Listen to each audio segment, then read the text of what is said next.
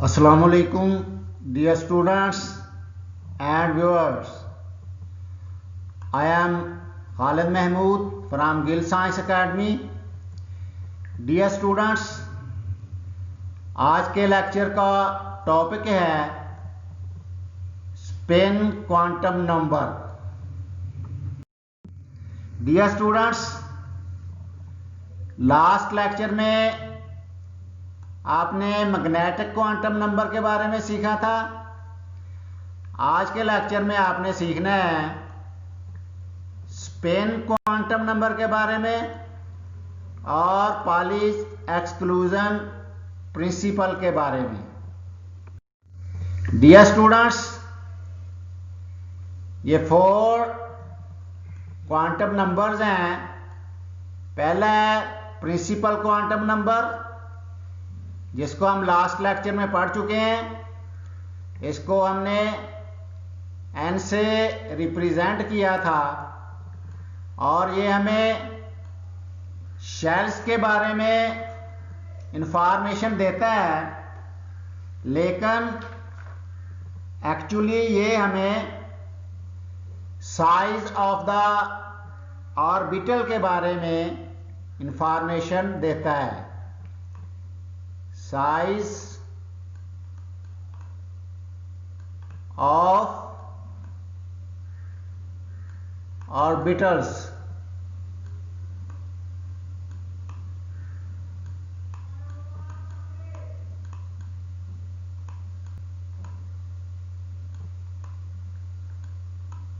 Next है azimuthal quantum number, जिसको हमने L से रिप्रेजेंट किया था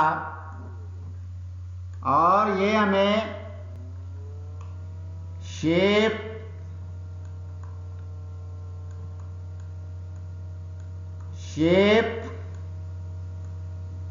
ऑफ ऑर्बिटल्स, इसके बारे में इंफॉर्मेशन देता है। और तीसरा है मैग्नेटिक क्वांटम नंबर, जिसको हमने m से रिप्रेजेंट किया था और ये हमें क्या बताता है? ये हमें ओरिएंटेशन के बारे में बताता है। Orientation of the orbitals. Magnetic quantum number ये हमें बताता है about the orientation of an electron probability density. तो ये 3 क्वांटम नंबर्स जो हैं वो हम लास्ट पढ़ चुके हैं।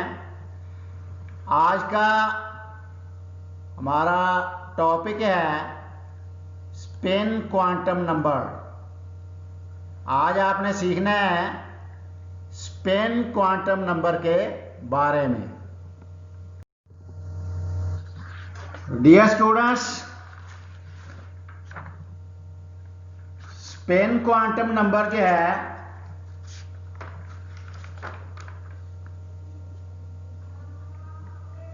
इसके बारे में आज आपने सीखना है। और ये स्पेन क्वांटम नंबर जो है ये श्रोडिंगर की जो वेव इक्वेशन है, श्रोडिंगर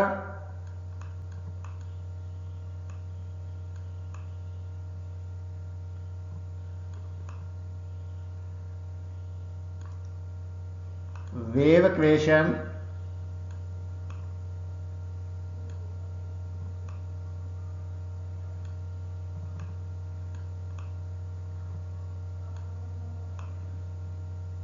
ये उसका सलूशन नहीं है, लास्ट वाले तीनों क्वांटम नंबर जो है वो श्रोडिंगर वेव इक्वेशन का सलूशन थे, और ये स्पिन क्वांटम नंबर जो है ये श्रोडिंगर वेव इक्वेशन का सलूशन नहीं है। तीन ही सलूशन थे, और ये हमें ऑर्बिटल के बारे में भी नहीं बता रहा है। स्पिन क्वांटम नंबर जो है ये हमें ऑर्बिटल्स के बारे इंफॉर्मेशन नहीं दे रहा है। ये स्पिन क्वांटम नंबर हमें बताएगा कि इलेक्ट्रॉन कैसे घूम रहा है। इलेक्ट्रॉन क्लॉकवाइज स्पिन कर रहा है या एंटी क्लॉकवाइज स्पिन कर रहा है। क्लॉकवाइज स्पिन कर रहा है या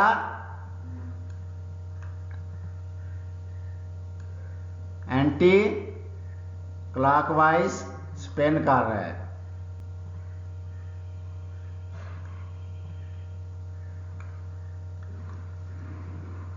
और स्पिन क्वांटम नंबर को ऐसे रिप्रेजेंट किया जाता है, और ये बताता है कि electron rotates about it's on axis, और एस की दो ही वैल्यू हो सकती हैं,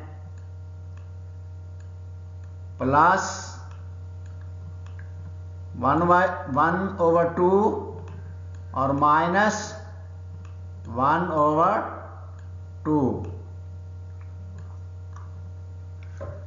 ये बताएगा कि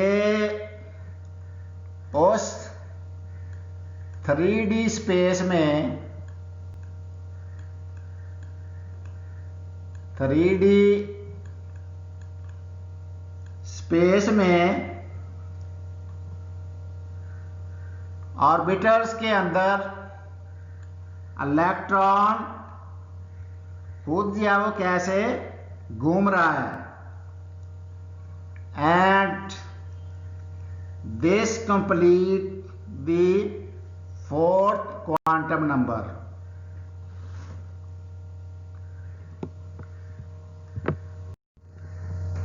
डियर स्टूडेंट्स, स्पिन क्या होती है? फॉर एग्जाम्पल ये एक बॉल है और ये अपने एक्सिस के गिर्द जो है वो मूव करती है, तो इसको हम कहेंगे self rotation.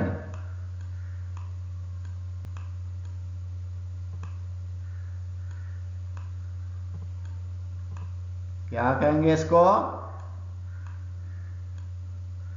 Self rotation.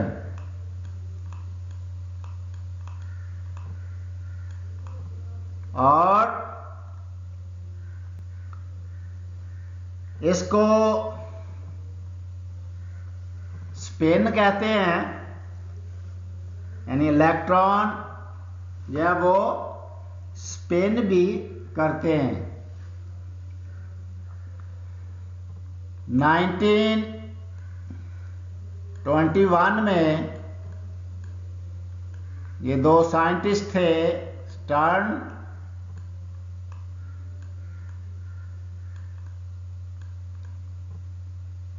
And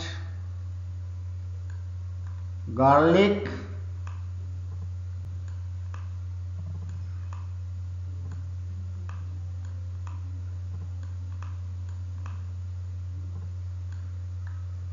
इन्होंने एक्सपेरिमेंट किया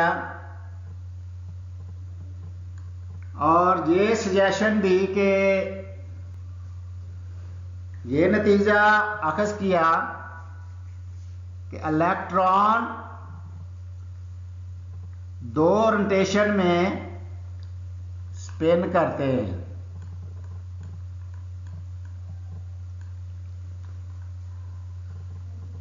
एक क्लॉकवाइज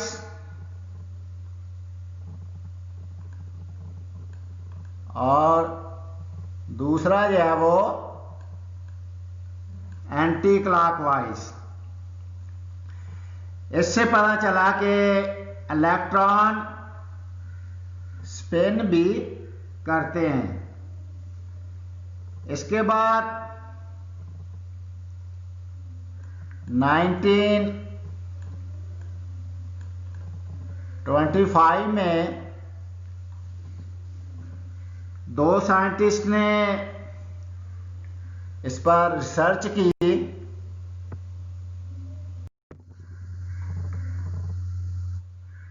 1925 में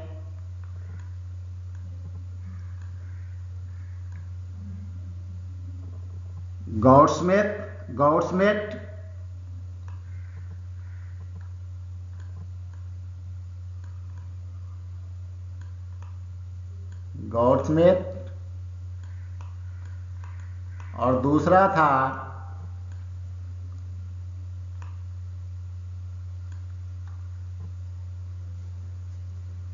अनलन बैक।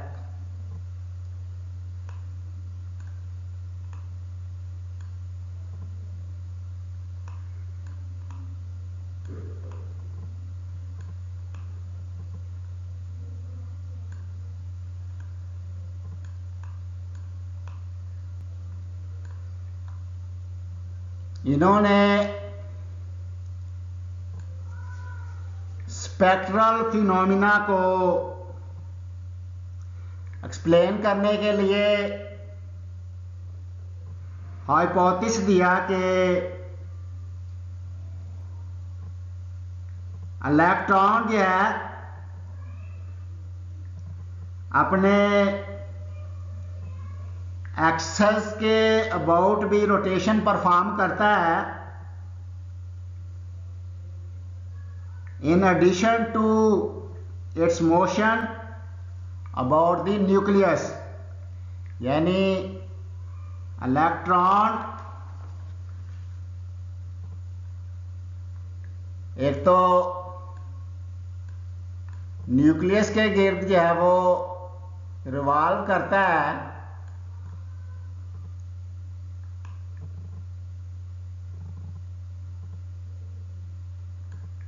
ये इलेक्ट्रॉन है, इस पे नेगेटिव चार्ज है। एक तो ये न्यूक्लियस के गिर्द जो है वो मूव करता है और दूसरा जो है ये अपने एक्सेस के गिर्द भी रोटेट करता है, जिसको इसकी स्पिन मोशन कहते हैं। और उन्होंने कहा कि इलेक्ट्रॉन स्पिन जो है ये इसकी इंट्रिंसिक प्रॉपर्टी है और ये चार्ज यानी इलेक्ट्रॉन जो है ये न्यूक्लियस के गिर्द भी घूम रहा है और स्पिन भी कर रहा है। इसका मतलब है कि चार्ज इन मोशन है। क्या है? चार्ज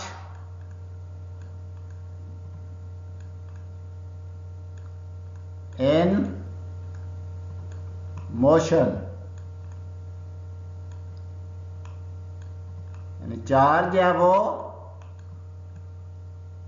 हरकत कर रहा है, मूव कर रहा है, इन मोशन है। तो जब चार्ज इन मोशन होता है तो मैग्नेटिज्म जो है वो आ जाती है। क्या आ जाती है? मैग्नेटिज्म,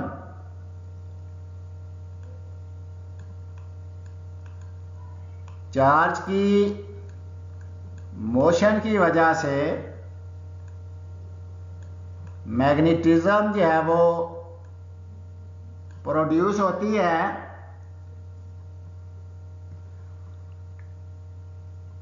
यानी इसमें दूसरे ऑब्जेक्ट्स को अट्रैक्ट या रिपेल करने की जो पावर है वो आ जाती है। तो हम कहते हैं कि इलेक्ट्रॉन की स्पिनिंग की वजह से इलेक्ट्रॉन ये जो स्पिन कर रहा है, इसकी स्पिनिंग की वजह से इसमें मैग्नेटिक मोमेंट जो है वो आ गया है। क्या आ गया है? Magnetic movement. Charge in motion की वजह से, स्पिनर की वजह से, इलेक्ट्रॉन की स्पिनर की वजह से इसमें मैग्नेटिक मोमेंट, सॉरी इसको रेज कर लें, मैग्नेटिक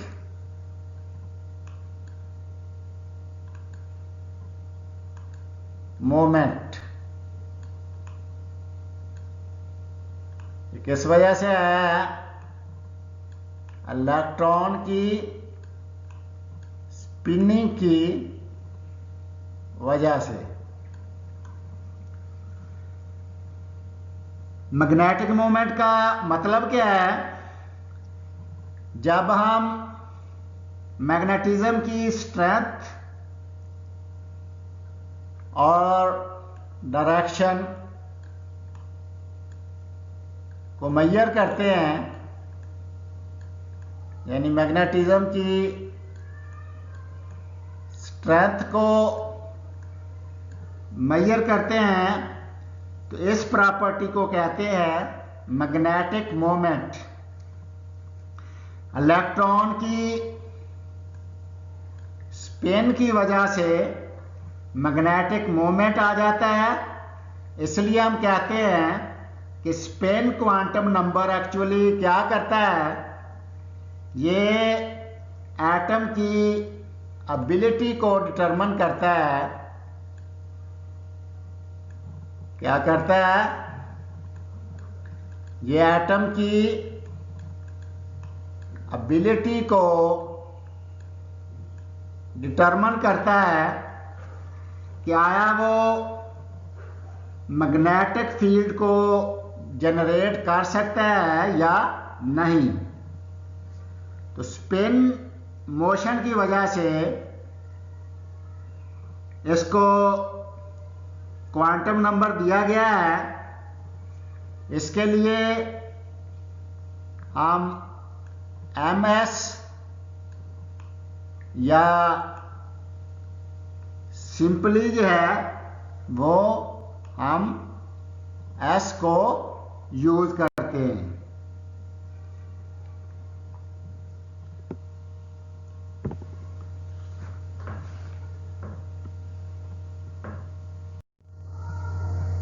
डियर स्टूडेंट्स, नेक्स्ट है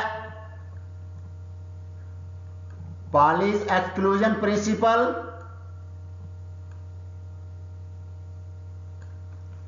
ये कहता है कि एक ही एटम के अंदर जो दो इलेक्ट्रॉन हैं, उनका same set of 4 quantum number वो नहीं रखते। यानी in the same atom no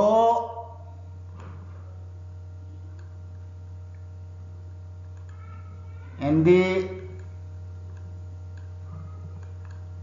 same atom, एक ही एटम के अंदर no two electron can have the same set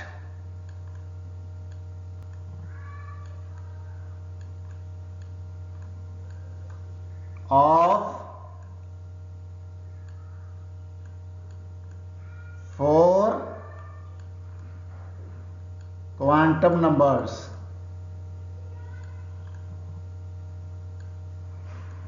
कि एक ही एटम के अंदर दो इलेक्ट्रॉन का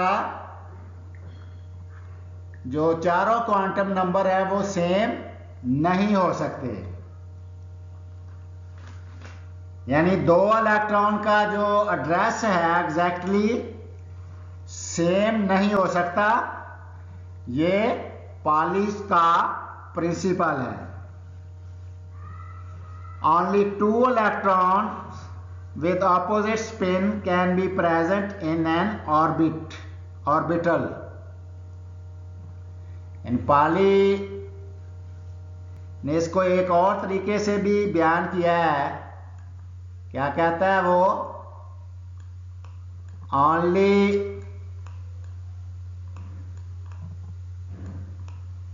two electrons with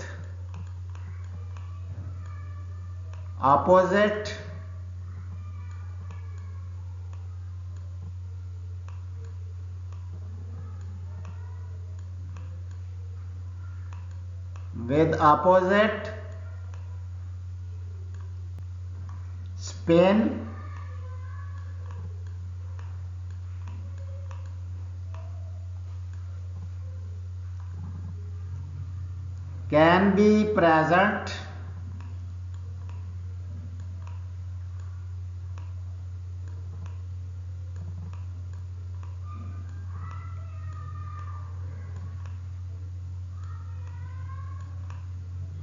can be present in an orbital।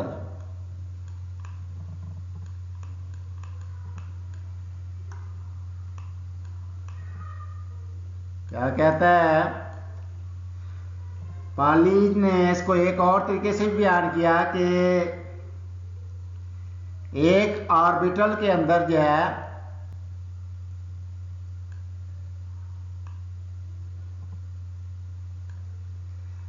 दो इलेक्ट्रॉन जो है वो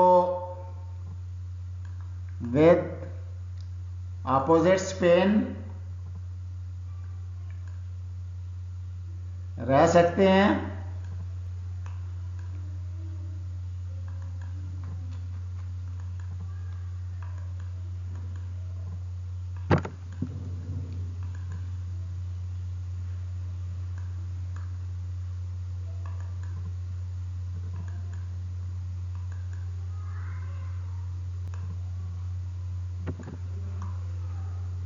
पाली के प्रिंसिपल से एक नतीजा निकला कि one orbital have two electrons with opposite spin. कि एक ऑर्बिटल के अंदर जो है वो दो इलेक्ट्रॉन होते हैं जिनकी स्पिन क्या होती है? ऑपोजिट होती है। तो डियर स्टूडेंट्स, ये है पाली एक्सक्लूजन प्रिंसिपल। डियर स्टूडेंट्स, आज के लेक्चर में आपने सीखा है स्पिन क्वांटम नंबर के बारे में और पालीज एक्सक्लूजन प्रिंसिपल के बारे में। नेक्स्ट अगले लेक्चर में इंशाल्लाह आप सीखेंगे एटॉमिक ट्रांजिशन के बारे में। और डियर स्टूडेंट्स, अगर आपका कोई क्वेश्चन है If you have any question, then write in comments, and then inshallah we shall discuss it. Thanks for watching.